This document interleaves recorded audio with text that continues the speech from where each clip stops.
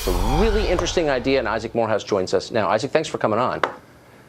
Hey, thanks so much for having me, Tucker. Glad to be here. So why'd you do this? What was the need you wanted to meet with Praxis? You know, I had spent a lot of time working with young people, high school students, college students, and seeing them graduate and say, I've got all this debt, but I can't find, there are no jobs.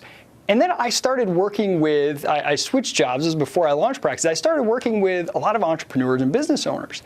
And I'm hearing them say, I'm hiring all the time. I just can't find good talent. And I thought, okay, something is amiss here. People are spending all this time, 5 years on average, thousands of dollars, sometimes 6 figures, and they're coming out no better prepared to go and create value and to get a job than they were when they went in. Exactly. In fact, I would argue sometimes they come out worse because they pick up some habits and mindsets that are really antithetical. You just stop right there. That is totally true, and nobody ever says it. College helps a lot of people, also destroys some people. That's real. Absolutely. I mean, we see that all the time. Actually, at Praxis, when people get into the program, if they've had some college especially, we joke about we have sort of a de-schooling process because the mindset of obey the rules, you know, follow procedures, chase credentials, chase grades, and wait to be told what to do, and you'll be handed this magical ticket to a job. It's just not true. I mean, if you stand in line with your resume and says, look, I have a degree, hand me a job, whether or not you have a degree, you need more than that today. But the good news is it's easier than ever to do more than that, to demonstrate your ability to create value, to embark on projects and things that, you know, you can show, not just trust this degree, but here's what I've done, here's what I've built. And that's really what we're all about, is trying to place people in a position where they can learn by doing. So you're, in effect, a placement firm for people who are bypassing college and want to go right into the workplace. Is that right?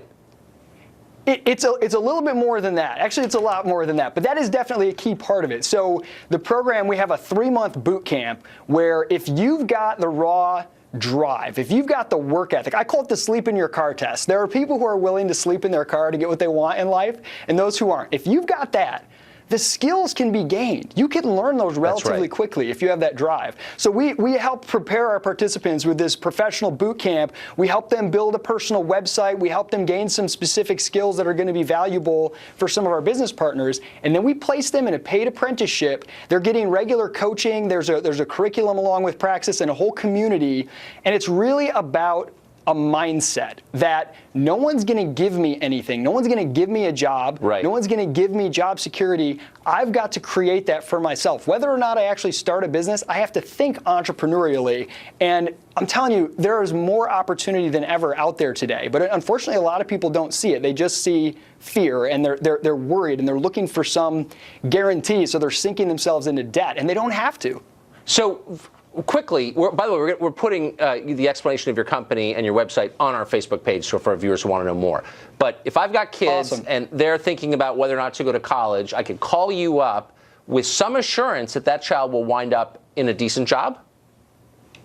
Absolutely. I mean, if you get into the program, and again, what we look for is that drive and that ambition, you know, the work ethic. If you get in, once we place you in an apprenticeship, you're guaranteed to get a job at the end of the program. So absolutely. I mean, and that's why we have to screen for quality people, but also we're there to coach and help. Our advisors work with participants throughout their apprenticeship and beforehand to guarantee that they will succeed in those roles. And the businesses we work with, they love us. I mean, they come back and they say, give us more of these people. Yeah. Yeah. Wow. I'm just glad that out of a country of 330 million people, someone is thinking for himself in an original way. Good for you.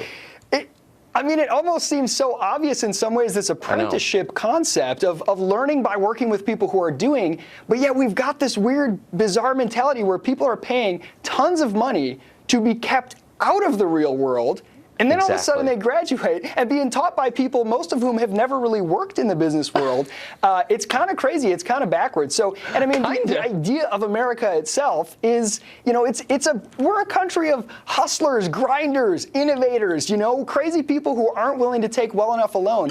And that mindset kind of gets beat out of you in the school process. So we're trying to just tell people, hey, get out of the classroom and we'll put you into a business and you can learn, get your feet wet, learn, get forged in the fire. I'm going to have to stop this interview because I'm going to start sucking up to you in an embarrassing way because I love this idea just so much. Well, I'm a talker too. I chat a lot. No, so. I love it. I love every part of it. Isaac, thank you for that. I appreciate it. Absolutely. Well, the mayor of an American town on the Mexican border is demanding an investigation after his city was deluged with 140 million gallons of Mexican mierda. Sergey Dedina of Imperial Beach, California, it's in San Diego County, says Mexico deliberately dumped raw sewage into the Tijuana River, where it then flowed into this country, and didn't bother telling anybody in America for 17 days. That untreated sewage subsequently washed up on the town's beaches, and residents complained